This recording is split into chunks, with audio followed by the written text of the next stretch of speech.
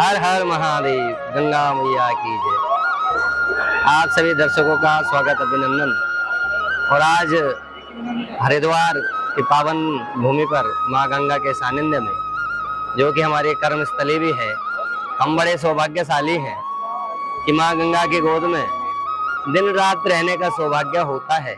हमारा अहोभाग्य है। भगवान श्री राम की अनन्य कृपा इसी प्रकार से बनी रहे और हमारा यह जीवन सार्थक हो। दोस्तों, वैसे तो रोज नए नए विषयों को लेकर के हम आपके बीच आते रहते हैं और बड़ा अच्छा भी लगता है। ये भगवत कृपा ही होती है कि भगवान का गुणगान भगवान के भक्तों के बीच करने का जो सौभाग्य हमें प्राप्त है, मैं समझता हूँ ये हमारा अहोभाग्य है। जैसे कि हम रोज नए नए विषयों को लेकर के आपसे बातचीत करते भी रहते हैं। आज एक अहम विषय है जिसे लेकर के बहुत लोग चिंतित भी रहते हैं, दुखी भी होते हैं कि महाराज हमने जिनके लिए अच्छा किया वही लोग हमारे साथ बड़ा धोखा कर रहे हैं, छल कर रहे हैं, कपट कर रहे हैं। देखिए, सबसे पहली बात मैं आपको बताऊं, इस संसार में कोई किसी का है नहीं, ये बात मान लेनी चाहिए। क्योंकि संसार में जो भी कुछ हमें प्राप्त है वो सब क्षण भांकुर है, इसमें स्थिरता नहीं है। और जो अज्ञानी जन इनको अपना सब मान लेता है, मैं समझता हूँ दुखों का मूल यही है। तो जैसा कि हम विषय को लेकर चल रहे थे कि हमने बहुत किया, इसका भी बहुत किया, उसका भी बहुत किया, लेकिन जो मित्र थे वही शत्रु बन गए। मैं आपको एक बहुत अच्छा प्रसंग बताता हूँ भगवान श्री हनुमान जी का। हनुमान जी जब लंका की रावण की सभा में उपस्थित हुए और उनकी बढ़ती हुई पूंछ को देख करके रावण बड़ा भयभीत हो गया। क्योंकि जब किसी भक्त की पूंछ बढ़ती है तो वासना से जो ग्रस्त व्यक्ति है, आडंबर से जो ग्रस्त व्यक्ति है, वो भगवान के भक्त की बढ़ती हुई पूंछ को देख करके जरूरी चिंतित होता है। और पूंछ का ही सारा रोल इस संसार में है। हम क्या बात करते हैं, कई बार हम किसी के घर जाए और कोई हमारा आदर जरा सा ना हो तो हमारे मन में ये प्रश्न आ जाता है कि वो हमें पूछ नहीं रहे। किसी प्रभावशाली व्यक्ति की जब बात होती है तो हम कहते हैं कि उनकी पूंछ बहुत दूर दूर तक है। तो सारा खेल संसार में पूंछ का ही है। लेकिन हनुमान जी बड़े सहज भाव से और सुंदर भाव से लंका में जब उपस्थित होते हैं, अपने पूंछ को बढ़ाते हैं, तो रावण का जो हृदय है, जो वासना का हृदय है, जो अंधकार का हृदय है, वो बड़ा दुखित, चिंतित, परेशान हो जाता है कि अब क्या किया जाए। लेकिन भगवान जब राम की कृपा हो तो उस पर कृपा करे सब कोई, उसे चिंतित होने की आवश्यकता नहीं है।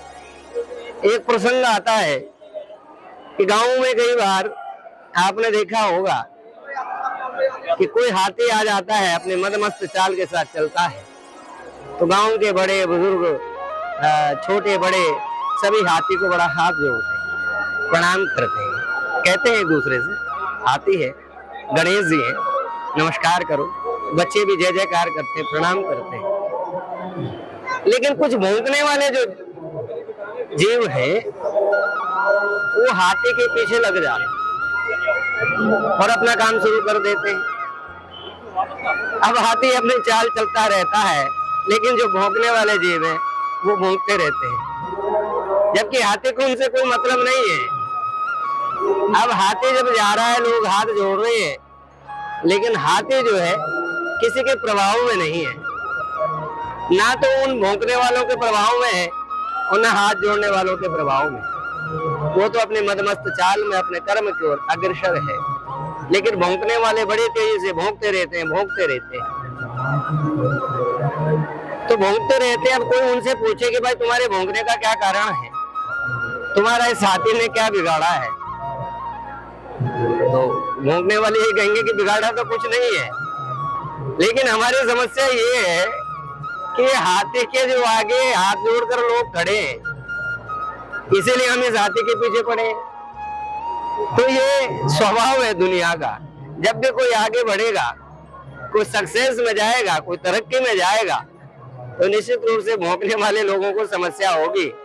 लेकिन उन भौंकने वालों के प्रभाव में भगवान का भक्त नहीं आता है, भगवान का भक्त तो साथी की भांति अपनी मदमस्त चाल में निरंतर चलता रहता है, निरंतर चलता रहता है, अपने कर्म की ओर अग्रसर रहता है।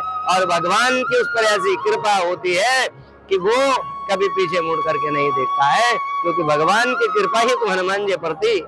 हनुमान जी भी तो यही बात कहते हैं कि मसक समान रूप कभी धरी लंकाई चले सुमर नरे हरि। हनुमान जी इतने बलशाली होने पर भी तनिक मात्र भी घमंड नहीं करते, अहंकार का भाव अपने मन में नहीं लाते। कारण क्या है? हनुमान जी के अंदर जो सहजता है, सरलता है, वो भगवान को ही समर्पित करते हुए कहते हैं ये सब आप ही की कृपा है। गरल सुधारि पुकरई मिताई, गोवध सिंधु अनल सितलाई, गरुड़ सुमेरु रेणु समताई, राम कृपा कर चितवा जाए। क्योंकि हम तो उस मच्छर से भी बहुत छोटे हैं, ये तो उड़ भी सकता है, लेकिन भगवान की कृपा के बिना हमारा चलना तो संभव नहीं है। इसलिए भगवान के भक्त की पूंछ को भगवान कभी छोटा नहीं होने देते, उसकी पूंछ निरंतर बढ़ती रहती है। इसलिए आपको ऐसे भौंकने वाले लोगों से, ऐसे परेशान लोगों से, ऐसे फ्रस्ट्रेटेड लोगों से आपको परेशान होने की आवश्यकता नहीं है। माँ गंगा उनको भी सद्बुद्धि दे और आपको भी सद्बुद्धि दे। जय श्री राम, जय गंगा मैया।